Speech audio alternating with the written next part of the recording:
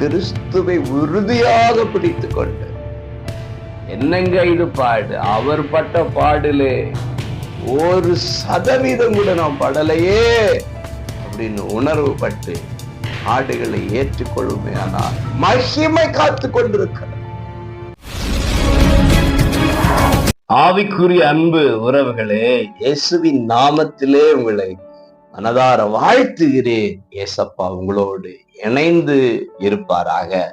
பிலிப்பியர் 1:30 நீங்கள் என்னிடத்திலே கண்டதும் எனக்கு உண்டென்று இப்பொழுது கேள்விப்படுகிறதுமான போராட்டமே உங்களுக்கும் உண்டு.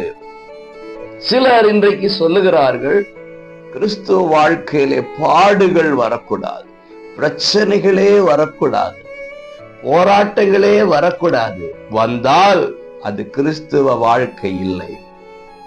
அவள் சொல்லுகிறார்கள், இயேசு எல்லாவற்றையும் ஏற்றுக்கொண்டாரே, இவைகள் ஏன் நமக்கு வேண்டும்? இப்படி இவர்கள் சொல்வது எதன் அடிப்படையில் என்று தெரியவில்லை. ஆனால் பாடுகள் இல்லாமல் பரலோகம் இல்லை. சிதறடிக்கப்பட்ட சூழ்நிலையாய் கூட இருக்கலாம். ஆனால் அவைகளின் நடுவிலே கிறிஸ்துவை உறுதியாக பிடித்துக் கொண்டு, என்னங்க இது பாடு, அவர் பட்ட பாடிலே 1% கூட நாம் படலையே அப்படின்னு உணர்வு பட்டு, அவருக்காக நான் பாடுபட ஆயத்தம் என்று சொல்லி ஆடுகளை ஏற்றுக்கொள்ளுமே, ஆனால் மகிமை காத்து கொண்டிருக்கிறது. இந்த போராட்டங்களின் முடிவு வெற்றி, இன்றையின் தோல்வி நாளைக்கு வெற்றி.